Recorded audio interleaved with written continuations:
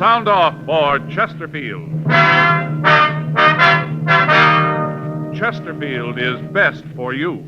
First cigarette with premium quality in both regular and king size. Chesterfield brings you Dragnet.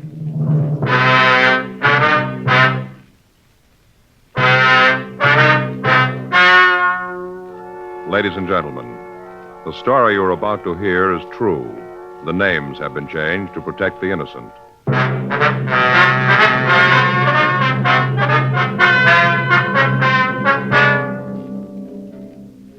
You're a detective sergeant. You're assigned to robbery detail.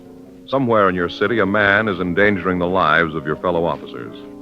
His weapon, a 10-cent piece. Your job, get him.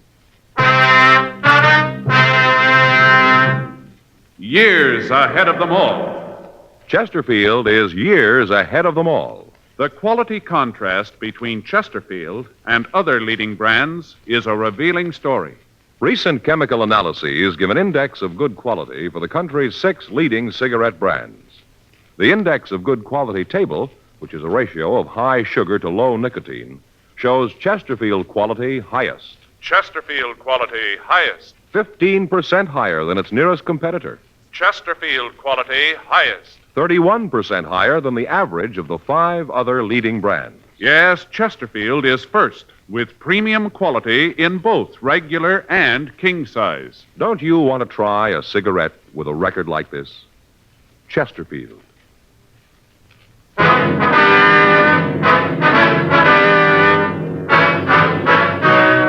Dragnet, the documented drama of an actual crime.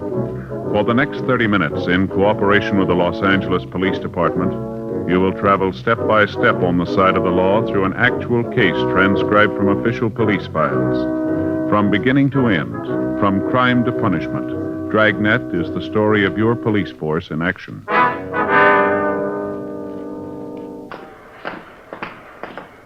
It was Wednesday, May 6th. It was warm in Los Angeles. We were working the day watch out of robbery detail. My partner's Frank Smith. The boss is Captain Didion. My name's Friday. We were on our way back from the drunk tank, and it was 8:34 a.m. when we got to the first floor, the interview room. Okay, you want to sit down, Harris? Yeah. What a head. Either one, you got an aspirin? No, sorry. How about a cigarette? Yeah, here you go.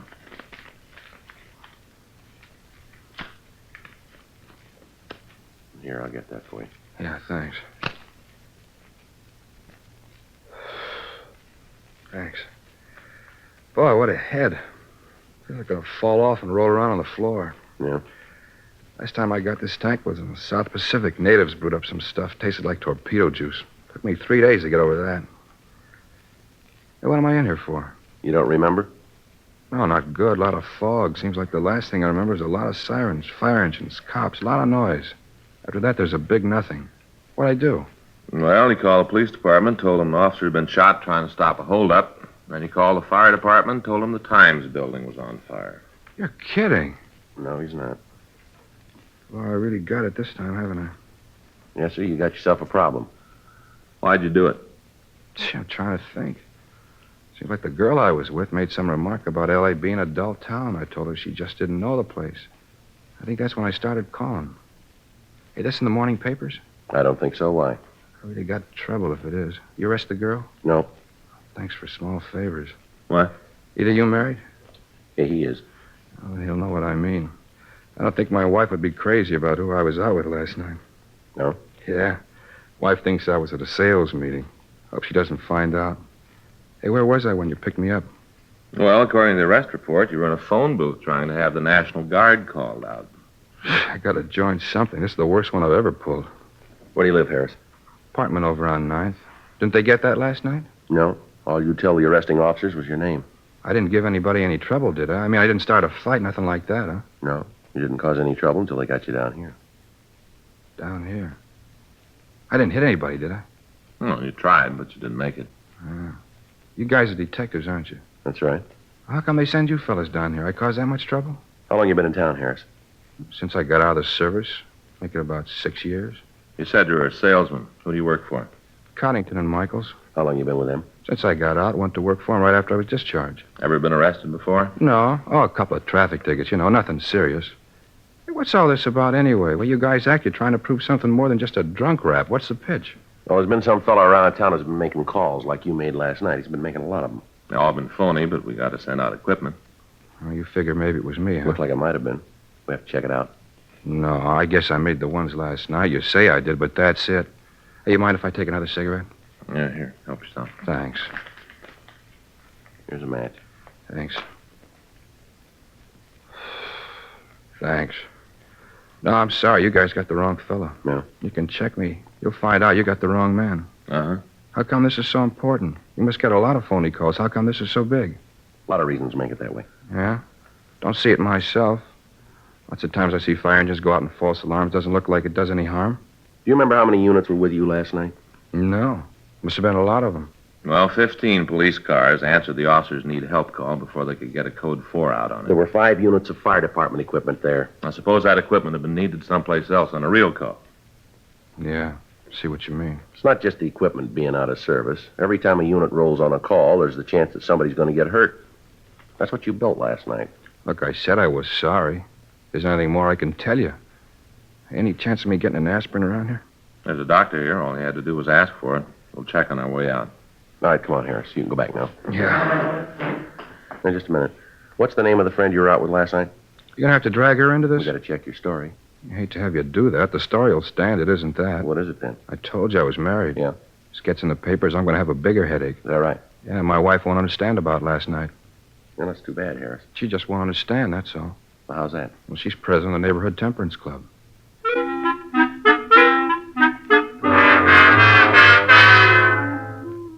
"9:30 a.m. James Harris was returned to his cell to be held to answer charges of violation of Section 4127A Municipal Code. Frank and I called the woman he'd said he was with the night before.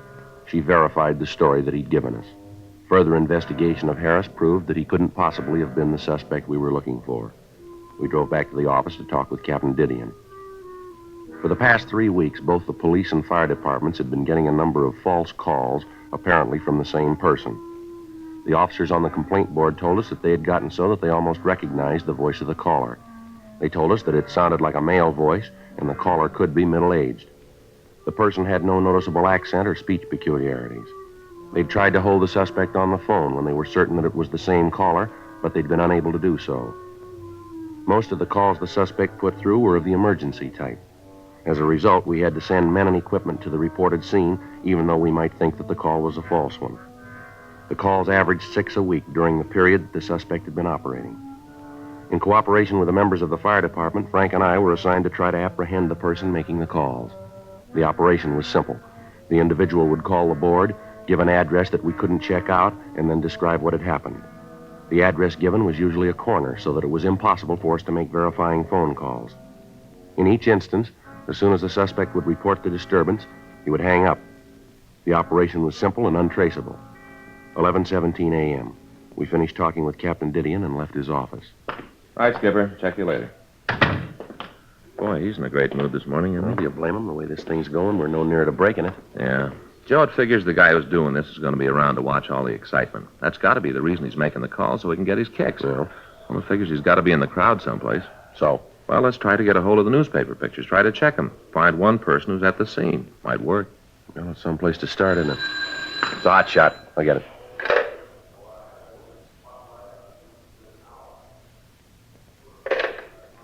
Gonna have to wait. Bank robbery in progress.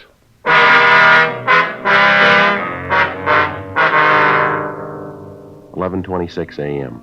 We took the call car and started for the bank. Before we arrived, Control 1 put out a code 4 on the call. No further assistance needed. It was another false alarm. We completed our investigation, and on the way back to the office, we answered an ambulance follow-up call 2 blocks from the bank. A squad car had been on the way to answer the robbery call at the bank. It had been traveling north on Spring Street. An ambulance had been making an emergency trip to Georgia Street Receiving Hospital. It had been traveling west on 7th Street. Both had been rolling code 3. Neither one of them heard the siren of the other unit. Neither of them knew of the other's presence. Both had hit the intersection at the same time. The police car, in an attempt to avoid the ambulance, had swerved. It had caromed off the side of the larger vehicle and then plowed through traffic and hit a traffic signal pole head-on. The car had hit the pole at the seam of the left front fender and the body. The police unit had been split wide open. The officer on the passenger side of the car had been thrown against the windshield. The other one had been thrown into the steering wheel and then out of the car onto the curb 10 feet from the wrecked unit. The ambulance, after being hit, had spun across the intersection on 2 wheels, hit the curbing, and tipped over. Only the fact that it had hit a streetlight pole had stopped it from going on through the pedestrian traffic on the sidewalk. It had come to rest laying on its side at the southeast corner of the intersection. The driver of the ambulance had been thrown clear of the truck. The patient in the rear and the attendant with him had been thrown about in the interior of the unit, and when we got there, they were lying in a mass of wreckage. The intersection was covered with gasoline and oil. A traffic officer was attempting to do what he could for the survivors. Let us through here. Police officers, please All let us right, through. sir, if you'll just step back there. I'm sorry. Keep back, please. Friday and Smith, central robbery. Oh, I'm sorry. Jake's in traffic. They alive? I don't know. Both unconscious. Pretty bad. I didn't want to move How them. about an ambulance? I put the call in right away. Did you call in about this oil on the streets here? No, I didn't yet. Well, you better get a call in, don't you think? Have them warn all approaching units. Street slippery. Have them approach with caution, huh? Right. Thank you. Sure is a mess, isn't it? Doesn't look like they got much of a chance, does it? How about that ambulance? A couple of officers there now. Guess they're looking after him. Let's check the driver. How about it, Joe? Well, that ambulance better get here quick. Yeah? He isn't going to last long. The ambulance arrived, and the injured men were removed to Georgia Street Receiving Hospital. The police garage sent out a wrecker, and the damaged vehicles were removed. The intersection was cleaned of the gasoline and oil, and inside of an hour and a half, the coroner was handling traffic as usual. The only indication of the wreck left on the scene was a broken hubcap lying in a puddle of dirty water in the gutter. 2 police officers had been seriously injured in the accident. Frank and I checked the immediate neighborhood for witnesses. We found a newspaper vendor who had a stand a block from the scene. He identified himself as George Kennedy. He told us what he knew of the wreck. I saw the whole thing. Yes, sir. If you tell us what you saw, please. Well, my stand is just up the street there. So you can see it on the corner. Uh-huh. Well, I was checking stock. A lot of new magazines came in this morning. I was going through them. You know, marking them up, going through them. Yes, sir. I was just standing there fixing up the new magazines when all of a sudden I heard these sirens. Sounded like they're coming from all directions. I see. Then I saw that their ambulance coming down 7th Street. I stopped what I was doing to see where the ambulance was going, then I heard the crash. Terrible. Did you see the accident, Kennedy? Well, not at first, no. I saw it right after I heard the brakes. I didn't really see it at first, you know, just after I heard the brakes. And then I looked up and saw what was happening, and I started to run down there. Mm-hmm. Saw the cars all smashed up. Right after that, I saw you guys come up, and then the other ambulance. And that's about all. Nothing more I can tell you, I guess. Anything I can do to help? Anything at all? No, sir. How about the officers in the car? Are they all right? I heard one of them was dead. Any truth in that? No, sir. Both of them are in pretty bad shape. Awful thing to happen. Biggest crash I ever saw. Just awful. Uh-huh. Well, thanks, Kennedy, for your help. Oh, it wasn't anything. Glad to do what I could. Anything else I can do, if you guys just let me know. All right, Kennedy. Thanks very much. Oh, not all. Glad to do it. Sure, terrible thing. No need for it. Such a waste. Yes, sir. If they die, it'll almost seem like they was murdered, won't it? Yes, sir. From here, it looks that way.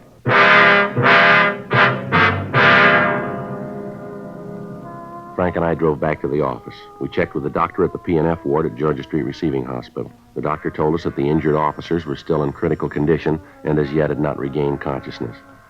We checked with the complaint board, and the officer who'd answered the call about the supposed bank robbery told us that he thought that the caller was the same suspect we were looking for. With Captain Didion and Captain Hagenbaugh in communications, we worked out a plan to attempt to apprehend the caller. The next time he put in a call, the officer answering the complaint would attempt to keep him on the line with questions regarding the complaint until we could get to the vicinity and start a search for him. We would be notified by a hotshot call immediately. 2 days passed without the caller making a move. On Saturday, May 8th, we got a call from Georgia Street Receiving Hospital. Yeah, Doc. Uh-huh. Well, how about the families? They been told yet? Uh-huh. Well, I imagine they're pretty happy about it, huh? Yeah, well, thanks for letting us know. Right, Doc. Bye. Doc Hall? Yeah, both officers are going to be okay. They're doing what they can for him. Hot shot.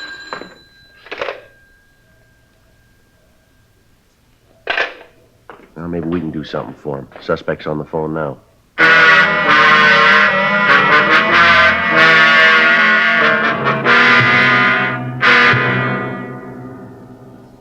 The caller had told the officer on the complaint board that he wanted to report an attempted robbery at the corner of 6th and Spring Streets. He said there was a shooting as the operator of the store involved had tried to stop the holdup man. The man on the phone had requested police assistance and the dispatching of an ambulance to the scene. The officer, so far, had managed to keep the caller on the phone while he let us know of the call. Another officer had called the store and verified that there was no holdup as reported. Frank and I left the office and proceeded to the area code 2. We felt that if the suspect heard the siren of a unit, it might alarm him and we'd lose him. We arrived at the corner 4 minutes after we'd gotten the hot shot. Frank took one side of the street and I took the other. We worked our way down 6th Street, spotting all of the stores with public telephones. It took us a little over 3 minutes to cover the street for 1 block east. We met back at the corner and started down Spring Street. As time went on, our chances of the suspect staying on the phone dwindled. 12 minutes had passed since the suspect had placed the call. I was covering the east side of Spring Street, and I was almost to the corner of 7th when I walked into a store to check the phone booth just inside the door. The voice was familiar. It was George Kennedy, the proprietor of the corner newsstand. Sure, I can see you. No, my name don't matter. All that counts is you get an ambulance here right away. You don't, this poor man's going to bleed to death. Well, certainly, he's right here, right in the same room. All right, come on out of there. Hey, what's this all about? Come on out of that phone booth. What right you got to tell me what to do? No, don't hang up that phone, Kennedy. You got no business breaking into my phone call. All right, you come out of that booth, will you, right now? Now, stand right there. Hello. Yeah. No, this is Friday. Yeah, we got him. Uh-huh. Yeah, well, as soon as I pick up Smith, we'll be right in. Hold it up, Kennedy! Stop that man! Hey, stop him! Hey, mister, what's the car? You all right, mister? Yeah, did you see where that old man went? No. Sorry, mister. He ran in the crowd over there. I wasn't watching him. I thought sure you were going to get hit by that car. Hey, Joe, what are you doing out in the middle of the street? Well, I had him. It's George Kennedy, the guy with the newsstand. You mean the guy we talked to the other day? That's right. Well, at least we know who we're after. That's a help. Yeah, maybe. We got to get him fast now. Yeah? He knows we're after him. We went back to our unit and got out a broadcast on George Kennedy. After that, we checked the immediate neighborhood, but we were unable to find the suspect. We checked at his newsstand, but the people in the surrounding stores were unable to give us the exact address where he lived. We arranged for a stakeout on the newsstand, and then we went back to the city hall and called the city clerk. We asked him to check the records for the license issued to Kennedy. The clerk's office told us they would check their files immediately and call us back. We ran the name George Kennedy through R&I, but he had no previous criminal record. We checked with Captain Didion while we waited for the call back from the city clerk's office. I got it. Robbery Friday. Yeah? Who? Oh, wait a minute. Wait a minute. Hello. Well, that's all we need. What is it?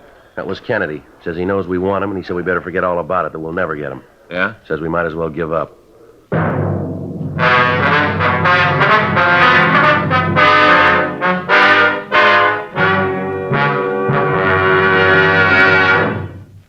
You are listening to Dragnet, the authentic story of your police force in action.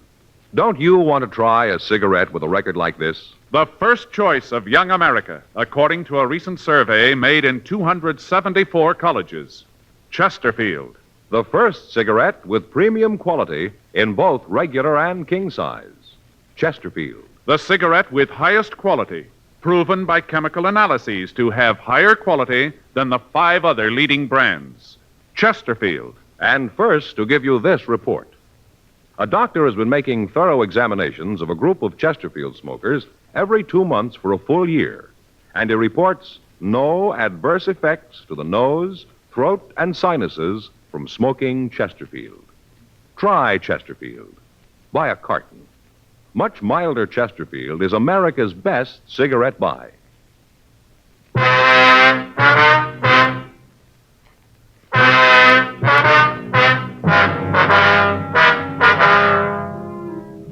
A local broadcast was gotten out on Kennedy. The city clerk called back and gave us the home address listed on his application for a vendor's license. We checked out the address, a rooming house on 9th Street, and the landlady told us that Kennedy was not at home, that she hadn't seen him all day. She was able to give us the address of his sister, and after Frank and I arranged for a stakeout on the rooming house, we drove over to see the sister. She lived in a small frame house in the Hollywood area. I suppose I knew that it had to happen. I guess there wasn't any way to avoid it. Ma'am? About George. He's sick. I guess you know that. Yes, ma'am. Have you ever spent any time in an institution of any sort, would you know? No. There were times when I thought about it. We used to talk, try to figure out what was the best thing. Somehow we just couldn't bring ourselves to do it, to commit him. You say we, ma'am. Who do you mean? Oh, me and Harold. Harold's my brother. He's the baby of the family. And what the doctor said, I guess, in a way, Harold's the cause of the whole thing. Way back, I mean. Ma'am? Well, I can't deny it. We talked to doctors about George, psychologists. Yes, ma'am. He said that George had a compulsion complex. Came from when he was a little boy. That he resented the attention that the folks showed Harold. It's unfortunate. Harold was sickly when he was little, and he needed more attention. Guess George didn't understand. Mm-hmm. You any idea where he might be now, ma'am? No? You tried the place over on 9th? That's where he lives. Yes, Miss Carroll, we checked the place. Landlady said she hadn't seen your brother all day. Oh. Well, if he's not there, I don't know where he could be. No. I wouldn't have the slightest idea. Could you tell us if your brother had any close friends in the city, anyone he might go to? None at all. I'm sorry I can't be of more help. Well, do you have a recent picture of your brother, ma'am? Well, yes, I think I can find one for you. Why do you want it? We needed to find him, Miss Carroll. Oh. Well, I have one that was taken this year at George's birthday party. I took it with one of those cameras that develop right away, Yes, ma'am. What if you'd be kind enough to get it for us? Surely, I think it's in the desk. I'll get it for you. Thank you. Oh, excuse me a minute. Surely. Hello? Oh, yes. What? Uh-huh, they're here now. I don't know what to think. Yes. Yes, I know, but it's too late for that now. The important thing is to find him before he does something more. Yeah. Well, I'll call you back. I don't want to keep the officers waiting. All right, bye. That was Harold. He heard about George. Mm-hmm. It's possible your brother might go over to his place. No, that's the last place he'd go. What if you could give us his address, please? Well, sure, I can give it to you. I know that George wouldn't go there, though. Why are you so sure, ma'am? I told you about the birthday party. Well, George and Harold were there, just a family sort of thing. At least it started out that way. The way it finished was awful. George and Harold got into a big fight. They were always arguing. What if you get that picture for us now, Miss Carroll? Oh, yes, right away. It's here someplace. Harold just said that we should have put George in an institution a long time ago. Should have had him helped. I guess he's right. I guess it's all my fault. Why do you say that, ma'am? Well, it was me that didn't want George committed. I was the one who fought against it. I was so sure that everything would work out all right. Oh, here it is. Yes, ma'am. That's George. He got a paper hat on. He come out of one of those little snapper things. George liked things like that, kid things. I guess he never grew up.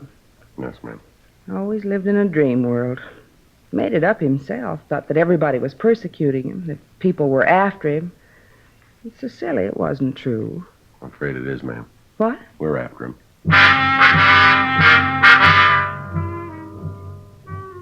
We got the address of George Kennedy's brother, and Frank and I drove over to talk to him. He told us that he didn't have the slightest idea where his brother might be.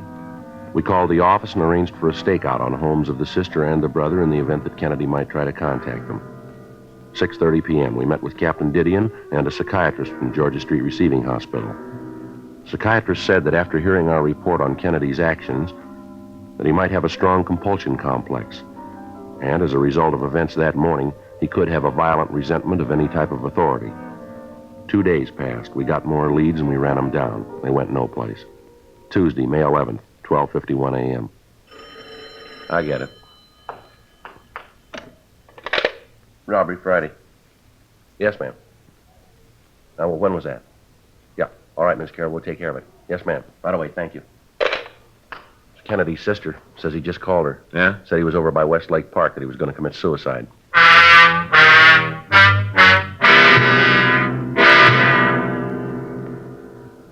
(1:02 a.m.) We called the complaint board and told them what had happened. They contacted all available units and asked them to proceed to Westlake Park, Code 2. Frank and I drove to the area. By the time we got there, several units had responded to the call. As yet, none of them had seen Kennedy. From the bridge on Wilshire, 2 men had been watching the lake, and up to the time we got there, they'd seen no activity on the surface of the water. 1:30 a.m., Frank and I started to go through the park. A heavy fog had risen from the lake, and visibility was dropping fast.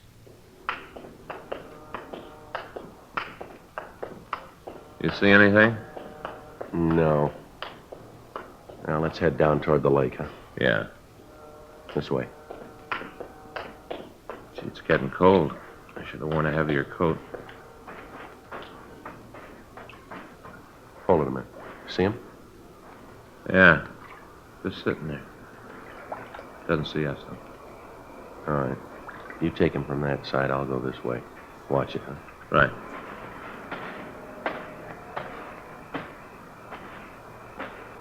Who's there?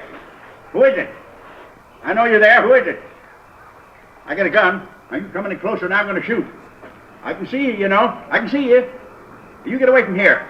You get away right now or I'm going to shoot. All right, I warned you. Put that gun down, Kennedy. Yeah, I knew you were there. I knew it. You thought you could sneak up on me and get me and I wouldn't know it, huh? That's what you thought, ain't it? Huh? Ain't it? Nobody's trying to sneak up on you, Kennedy. Nobody's trying to hurt you. Yeah, that's what you say, but I know different. I know. Who are you? Come on, I know anyway, so you might as well tell me. Who are you? You know who I am, George. Joe Friday. I'm your friend. Now, you know that, don't you? Ain't anybody that's my friend. Ain't anybody. Nobody I can trust. Why should I trust you? Come on, tell me, why should I trust you? You're a cop, ain't you? Ain't you? You know that, George. We met before. You know I'm your friend, too, don't you? No, you ain't. You ain't my friend. You want to take me away and lock me up. It's not true, George. I just want to talk to you. Just sit and talk, that's all. You stay away from me. I'm not going to tell you again. I don't want you near me. Now, take it easy, George. No, you ain't going to get me. I'm going to get away from you. Away from all of you. All right, wait a minute. Yeah. I know all about you. I know you ain't going to get me. Hey, I can't swim. Somebody help me. Help. All right, Kennedy, take it easy.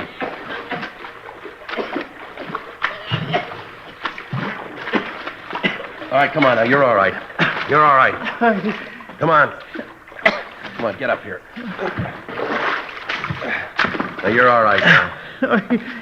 Ain't anybody that understand. Ain't anybody. You okay, Joe? Yeah. I'll shake him. He's clean. I couldn't even get a gun. Couldn't even get a gun. Never could do anything right. Just nothing ever went right. Wasn't anybody that understood. Nobody that knew what I wanted. Nobody cared about me. Nobody cared. You're wrong about that. Huh? We do.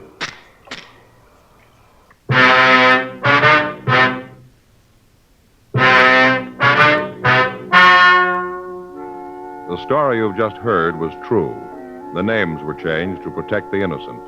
On September 21st, trial was held in Department 97, Superior Court of the State of California, in and for the County of Los Angeles. In a moment, the results of that trial. Now, here is our star, Jack Webb. Thank you, George Fenneman. I sure hope you were listening real close to what George Fenneman had to say tonight, because it proves what I always tell you. You can't beat the premium quality you get in Chesterfield, regular or king size. I'd like you to try Chesterfields. They're much milder, and they have a wonderful taste.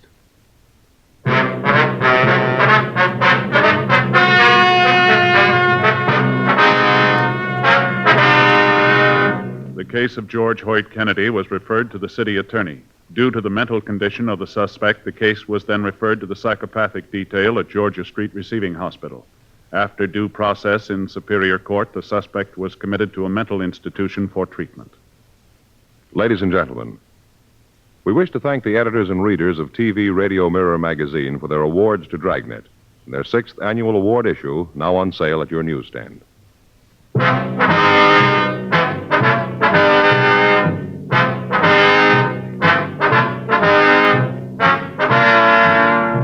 You have just heard Dragnet, a series of authentic cases from official files.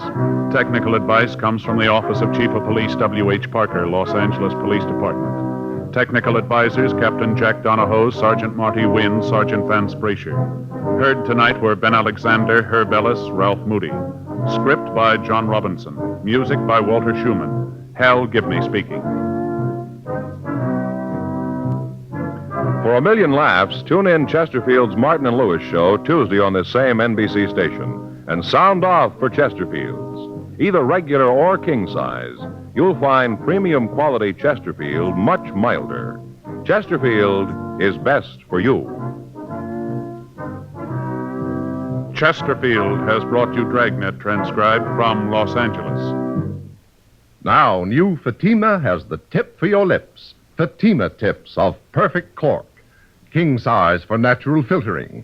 Fatima quality for a much better flavor and aroma. So remember, new Fatima has the tip for your lips. Fatima. See how smooth they are. Remember, Fatima is made by the makers of Chesterfield, Liggett and Myers, one of tobacco's most respected names.